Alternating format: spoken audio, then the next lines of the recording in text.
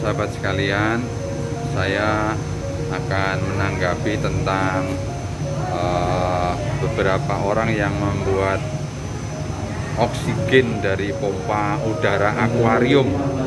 Ya, ini penting, bukan apa-apa, supaya masyarakat menjadi lebih paham dengan apa yang sesungguhnya terjadi dan benar secara kaidah-kaidah ilmiah medis.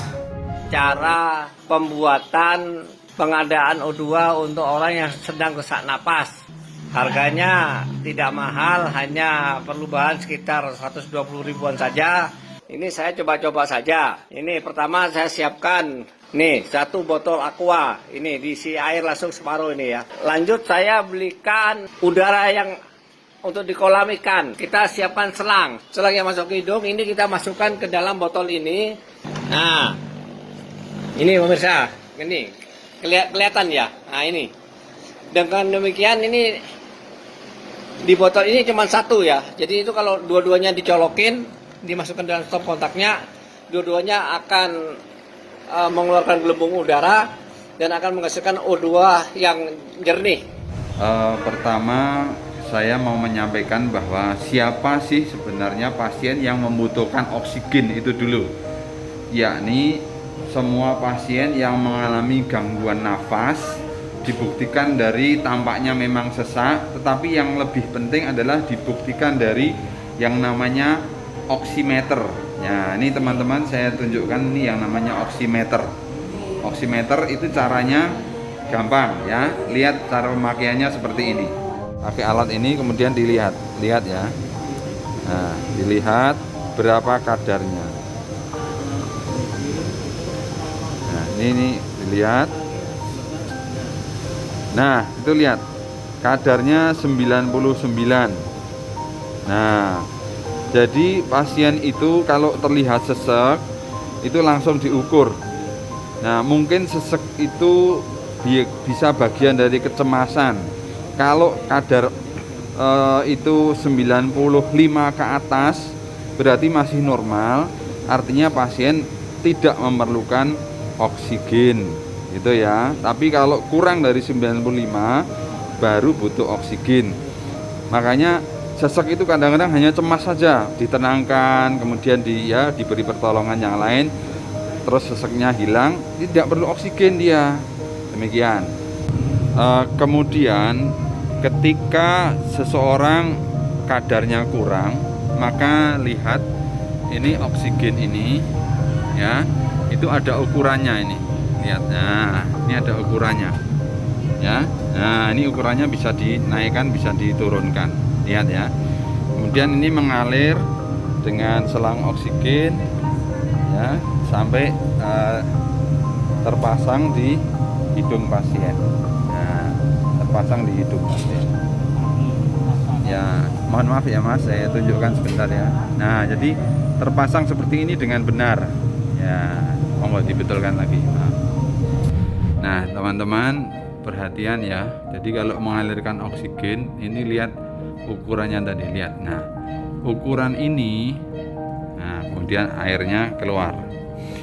Jadi air ini hanya berfungsi untuk melembabkan udara supaya masuk ke tubuh itu sudah lembab. Ya, bukan kok berarti air ini yang memproduksi O2, bukan. Jadi O2-nya dari sumbernya murni 100%, sehingga ada tekanannya.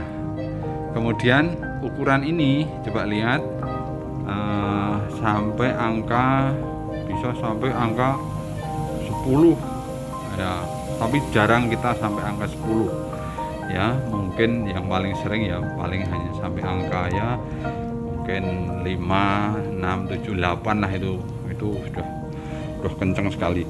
Kenapa? Karena gini, kalau dengan selang ya, dengan selang kanul biasa itu hanya efektif sampai angka 2. Artinya efektif begitu dikasih oksigen 2 liter, terus diukur saturasi tadi pakai oximetri yang diukur jarinya.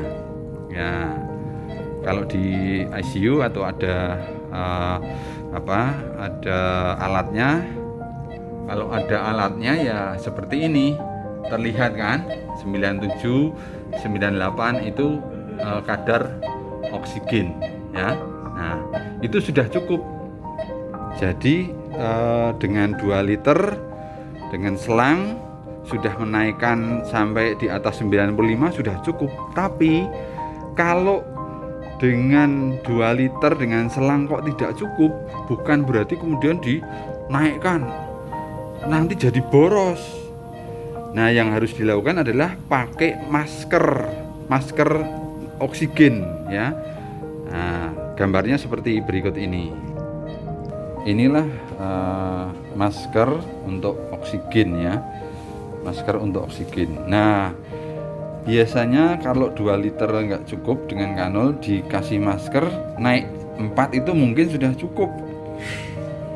Karena kalau tanpa masker naik menjadi 4, menjadi 6, 10 pun kalau kanul biasa tetap tidak menaikkan saturasi. Nah, tapi kalau pakai masker naik sedikit sudah cukup. Nah, kalau dengan sampai mungkin 10 atau 15 pakai masker nggak bisa, ya jawabnya itu gagal napas, harus dilakukan namanya intubasi. Tapi saya kira itu sudah tindakan yang harus di rumah sakit, bahkan di ICU. Demikian teman-teman.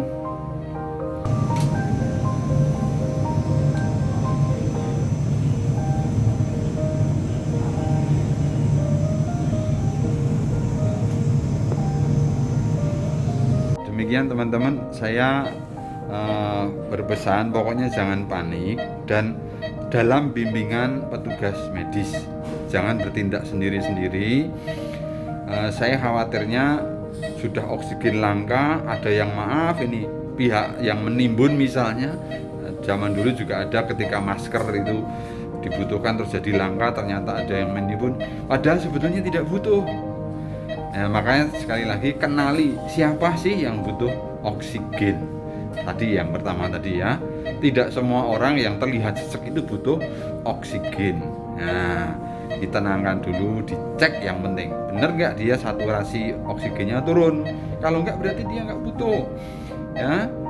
Tapi kalau betul-betul butuh, itu betul-betul pakailah oksigen yang memadai.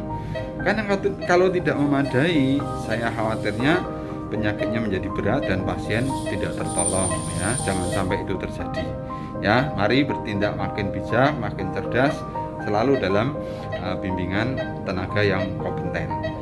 Jaga kesehatan, jaga protokol, mudah-mudahan pandemi segera berlalu. Allahumma amin. Terima kasih. Assalamualaikum warahmatullahi wabarakatuh.